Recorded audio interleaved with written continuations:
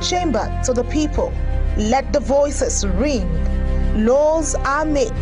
Debates take the wing. I know we are going to be reposed with responsibilities. Those in support say aye. Those against say nay. The ayes have it. Watch the Senate and the House of Representatives, where decisions flow. The Parliament, the place to know.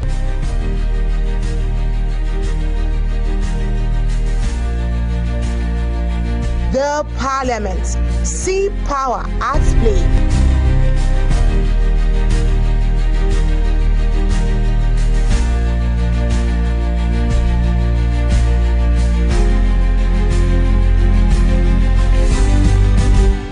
The Parliament, your window into democracy at work, only on Global Television.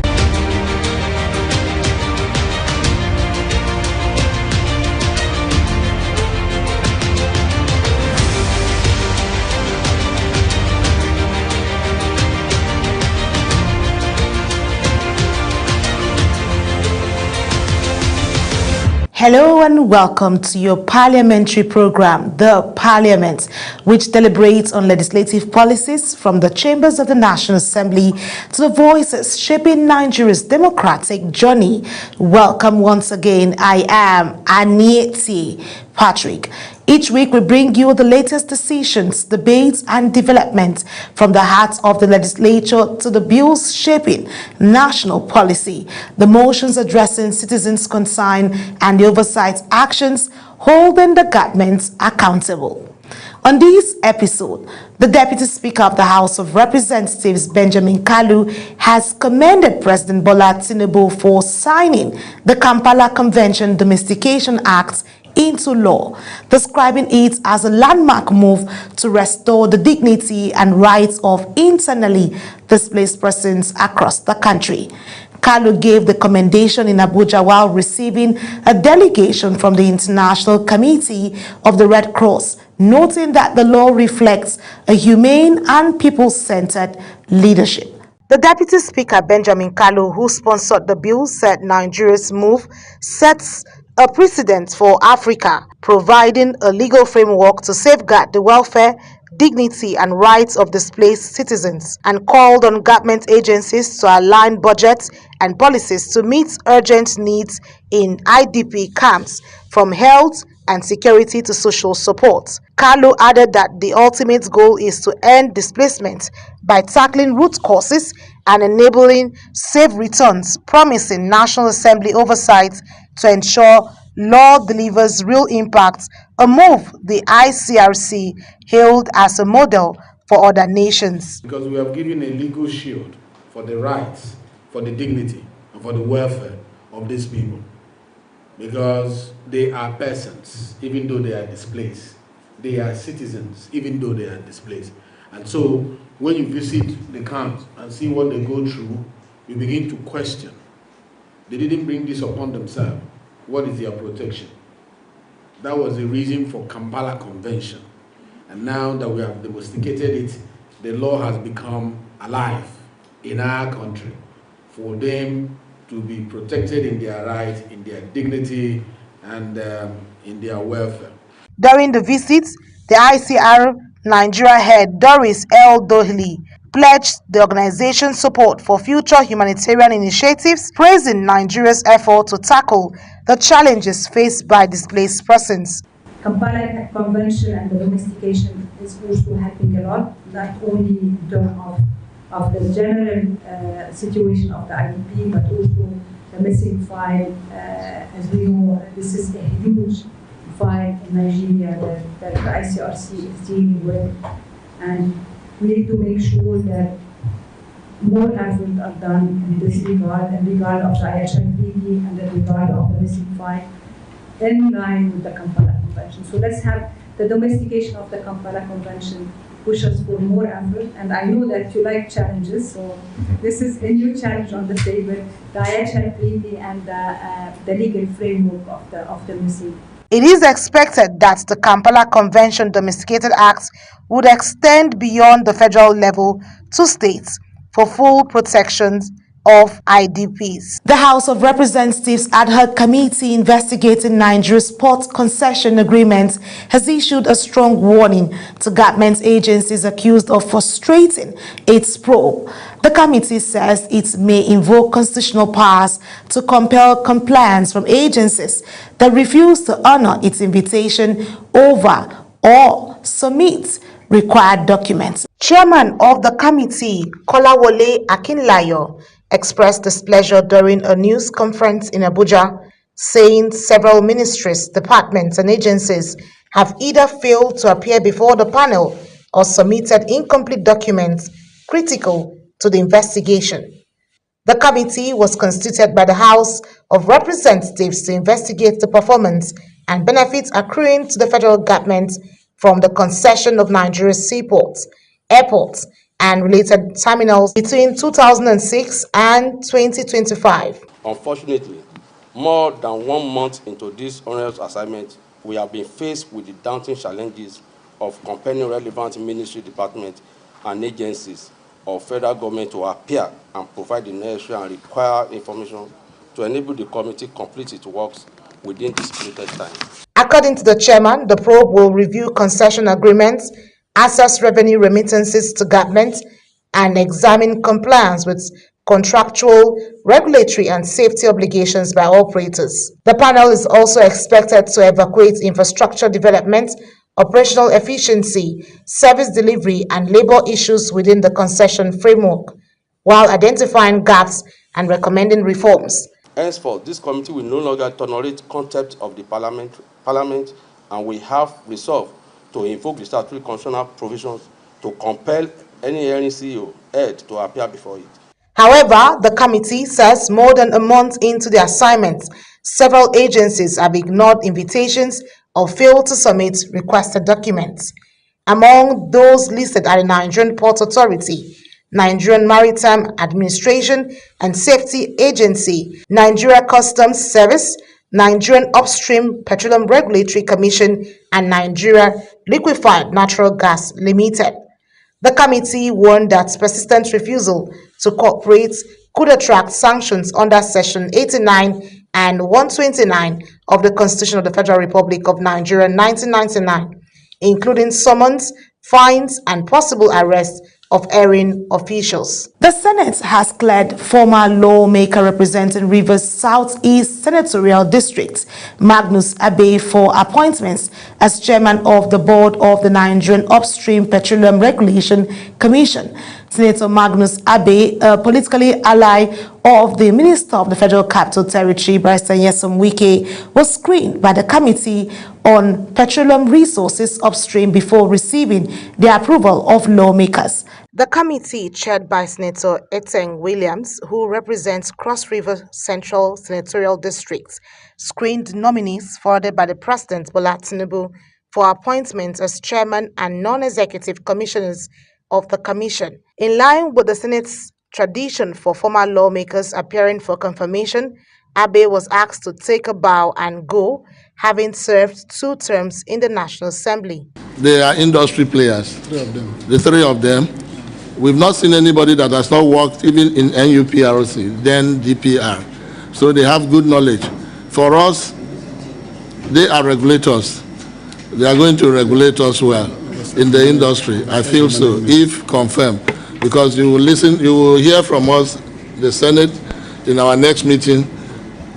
I won't give verdict here because... Speaking with journalists after his appearance before the committee, Senator Magnus Abe said the surge in global oil prices triggered by tensions involving Iran and the United States presents both challenges and opportunities for Nigeria. According to him, while the conflict has pushed up the cost of fuel and created hardship for Nigerians, the increase in oil prices could also translate into higher national revenues. Abe called for global prayers for an end to the conflict, noting that beyond the economic implications, the crisis was claiming human lives. This is a very, very difficult time for the entire planet. It's not a Nigerian challenge, it's a global challenge. And I believe that Nigeria is in a far better position to ride out this storm than a lot of other countries. Because you must look at the balancing act.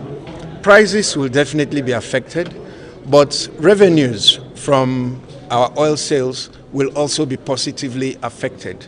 So I believe that there will be some measure of balance in what will happen. The 2023 governorship candidate of the Social Democratic Party, however, urged Nigerians to see the situation as an opportunity to strengthen the country's energy sector, particularly in gas development and marginal oil field investments.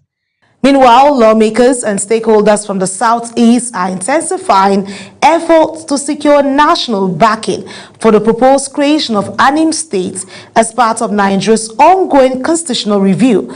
The renewed push was highlighted in Abuja when a delegation from Imo and Anambra states met with the Deputy Speaker of the House of Representatives, Benjamin Kalu, who also chairs the Committee on Constitutional Review.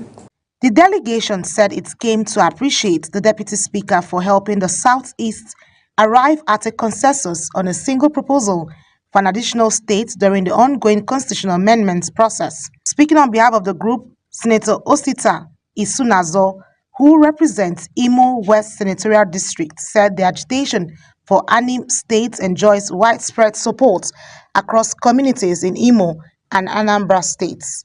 He noted that the movement is backed by political leaders, traditional rulers, lawmakers, and local government officials across the affected areas. These are the roads linking Imo, part of this state region, and Anambra. These are federal roads, but the state government has done it because we want to prove our sincerity about this state region. On behalf of the governor, we are extending that invitation to you because the road has been done and according to Izunazo, the campaign for the new states has already gained legislative momentum, with federal lawmakers from the constituencies involved passing resolutions in support of the proposal. He also revealed that preparations are already underway in anticipation of the new states, pointing to ongoing infrastructure development in Oru, the proposed capital. We have a sigh of relief that we are now on the verge of shouting hallelujah. Responding, Deputy Speaker Benjamin Kalu described state creation as a strategic tool for development and inclusive governance rather than just a political ambition. He observed that the Southeast remains the only geopolitical zone in Nigeria with 5 states, while other regions have 6. A situation, he said, affects political balance within the federation. What our brothers were in the bush shouting and saying they are going to use force to achieve, what our aspirations have been for the region, we can achieve on the table of negotiation, of shaking of hands, of embracing each other, and that is the peace I've been preaching. He urged proponents of the proposal to build alliances with lawmakers across other geopolitical zones. The Speaker of the House of Representatives, Tajuddin Abbas, has condemned the recent bomb blast in Maiduguri, describing the attacks as heinous, unfortunate, and unacceptable. The Speaker also commiserated with victims of the incident, which occurred on Monday night in Borno State's capital. Suspected terrorists reportedly targeted areas around Monday Market and a security post at the University of Maiduguri Teaching Hospital, with multiple explosions going off simultaneously at about 7:02 p.m. The attacks left several people dead and others injured, although the extra numbers of casualties is yet to be confirmed. Reacting to developments, Abbas expressed concern over the continued wave of violence, particularly during the holy months of Ramadan, noting that such acts go against both religion and humanity. He called for renewed collective effort to tackle terrorism and urged security agencies to intensify operations while extending condolences to the bereaved families and wishing the injured a speedy recovery.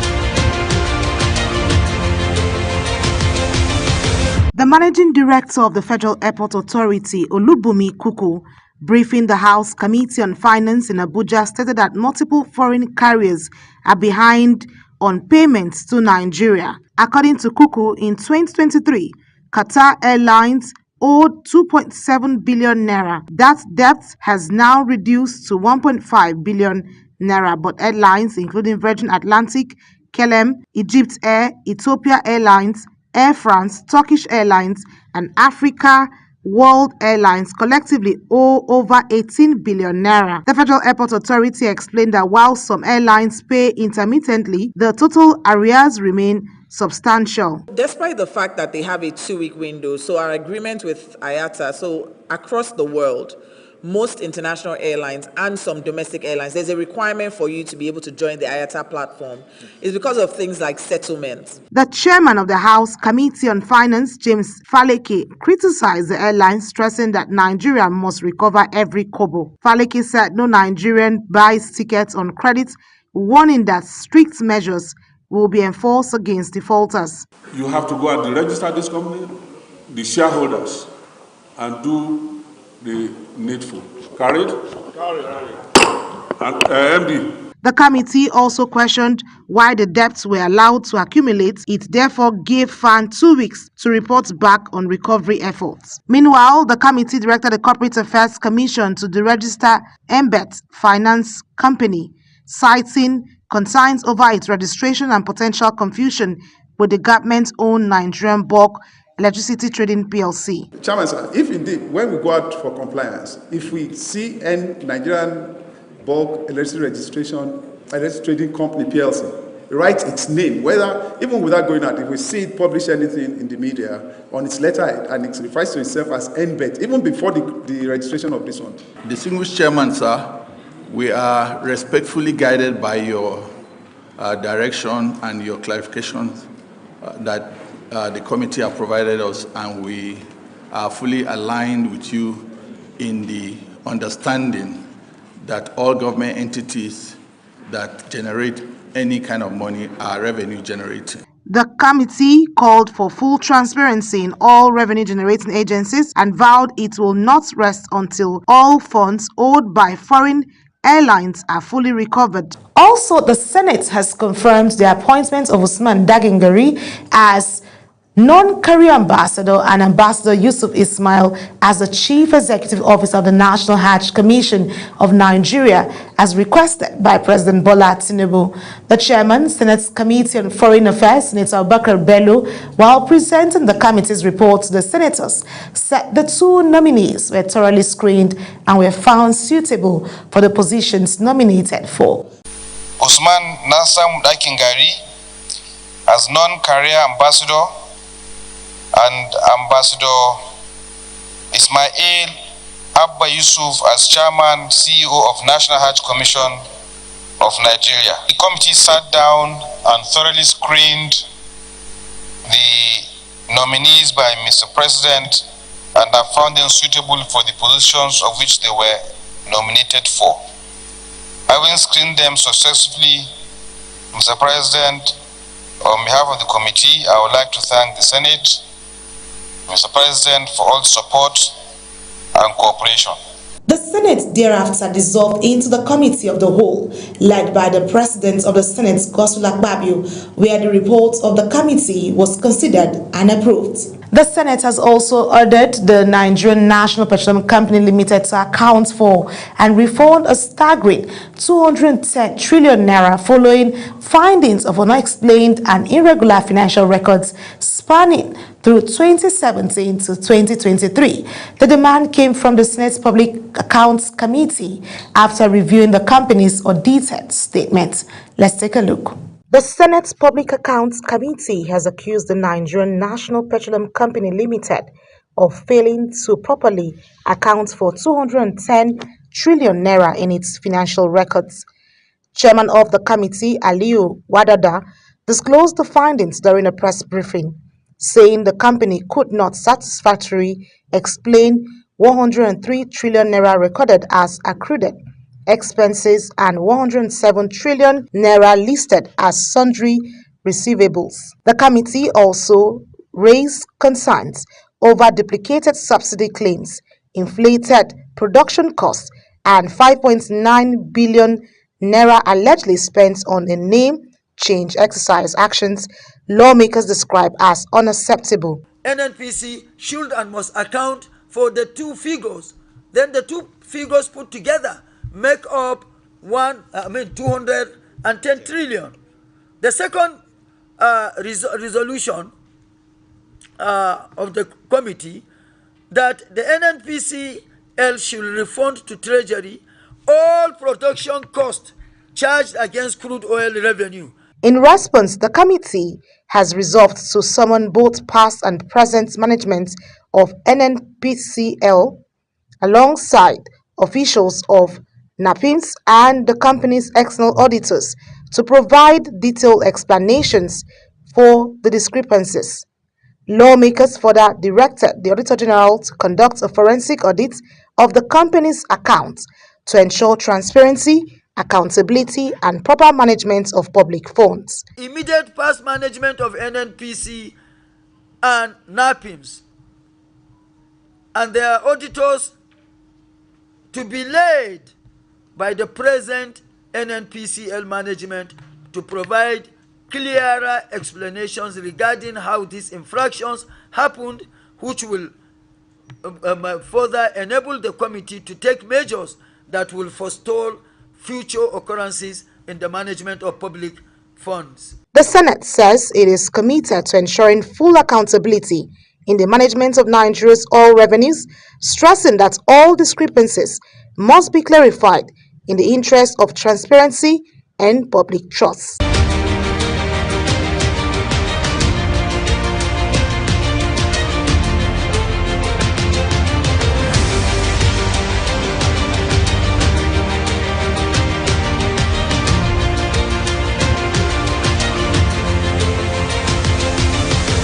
The confirmation followed deliberations during plenary, where senators examined the nominees' policy direction and readiness to address Nigeria's fiscal challenges, including rising public borrowing and weak capital budget performance.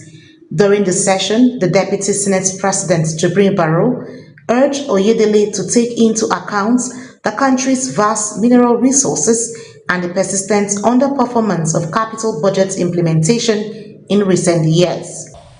What we see every day, we see the Chinese coming to exploit these minerals, take them away to their country. Not only Chinese, other nationals also do the same. But the fact is that when you look at our revenue package, the revenue framework, the revenue profile, you don't see much in terms of revenue coming from solid mineral. Other lawmakers emphasized the need for policies capable of strengthening domestic industries and reducing dependence on imports. They also urged the nominee to support initiatives that would improve the business environment and prioritize funding for security agencies through first-line charges to enhance national stability. Responding to the concerns raised, Oyedele observed that Nigeria's budget size remained disproportionately small relative to the scale of its economy, stressing the need for deliberate and prudent utilization of public resources. The nominee also addressed concerns over the recent adjustment of capital gains tax, noting that stakeholders had expressed reservations about the increase from 5% to 30%, compared to an average of about 15% globally. Following deliberations, Akpabio put the confirmation to a voice vote, which received overwhelming support from lawmakers, paving the way for Oyedele's appointment.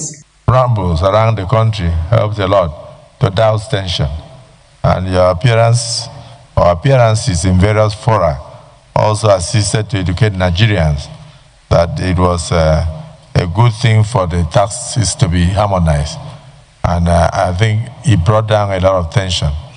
So now, Mr. President has found it necessary to elevate you beyond being a special advisor to now being a minister of the Federal Republic of Nigeria. The confirmation is expected to reinforce the administration's ongoing fiscal and tax reform agenda aimed at improving revenue generation, infrastructure development, and overall economic stability.